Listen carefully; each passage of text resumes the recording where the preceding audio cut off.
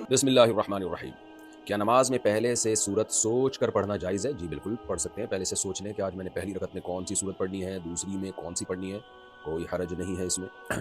Javed Patel India سے۔ میں 3 بچوں کی شادی ایک ساتھ کر رہا ہوں۔ لوگ کہتے ہیں کہ 3 شادیاں ایک ساتھ نہیں کرنی چاہیے، طلاق ہو جاتی ہے۔ اسلام میں اس کی کیا حقیقت ہے؟ رہنمائی فرمائیں۔ کوئی حقیقت نہیں ہے، البتہ بعض بڑوں نے تجربوں سے ایک بات، یعنی کچھ تجربے ہوتے ہیں نا، اس سے ایک بات ہے کہ بھائی 2 بیٹوں کی شادی جب ایک ساتھ ہوتی ہے نا، تو اس میں ہوتا یہ ہے کہ 2 بہویں ایک ساتھ گھر میں آتی ہیں، تو اب ظاہر ہے دونوں میں ایک جیسی خاصیت نہیں ہوتی، کہ ایک میں کچھ خاص خوبیاں ہوں گی جو دوسری میں نہیں ہیں، تو پھر کیا ہوتا ہے، لوگ کمپیئر کرنا شروع کر دیتے ہیں خاندان والے۔ اچھا یہ دیکھو، یہ تو یہ بھی کرتی ہے، یہ نہیں کرتی، یہ تو ایسی اچھی ہے، یہ ایسی اچھی نہیں ہے، اس کے تو اخلاق کتنے اچھے ہیں، یہ تو اس نے جواب دیا تھا۔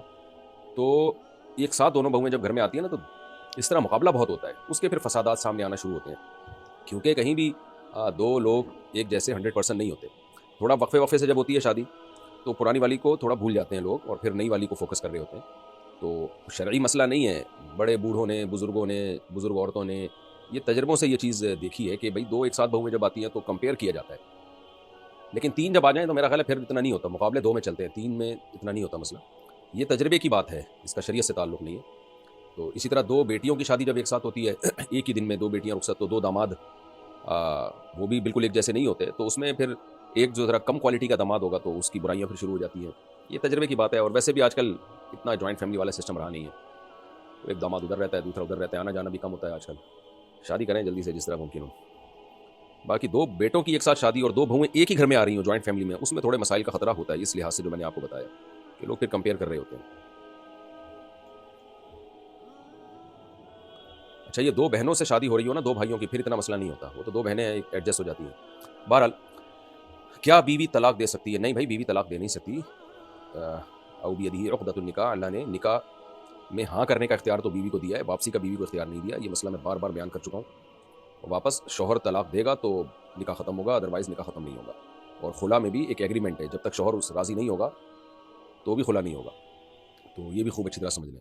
ہاں شوہر اگر ظلم کر رہا ہے، اور اس نوعیت کا ظلم کر رہا ہے جس میں شریعت نے جج کو یہ اختیار دیا کہ وہ نکاح ختم کر سکتا ہے، تو عورت اگر اس نوعیت کا ظلم ثابت کر دے عدالت میں، جیسے بیسک نان نفقہ ہی نہیں دے رہا، وہ قدرت بھی ہے، کما بھی سکتا ہے، پھر بھی نہیں دے رہا، تو یہ تو ضدی ہے، ہٹ دھرم ہے۔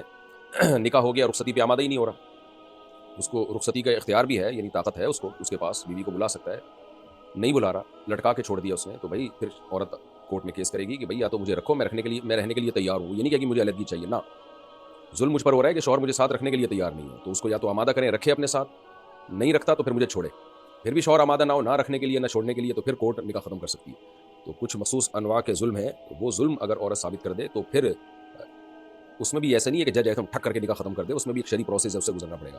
تو آج کل کچھ بھی نہیں ہو رہا، عدالتیں والتیں بس ایسے اٹھا کے خلا کی ڈگریاں پکڑا رہی ہیں، اور بعض مذہبی اسکالر جو علم ہے ہی نہیں بیچاروں کے پاس، پراپر وے میں شریعت کو پڑھا نہیں ہے، وہ انہی ججز کو پروموٹ کر رہے ہیں، ان کے خلوں کو ٹھیک بھی قرار دے رہے ہوتے ہیں۔ اس پر میں پوری ڈیٹیل سے ویڈیو عدالتی خلا پہ ریکارڈ کروا چکا ہوں، وہ دیکھ لیں۔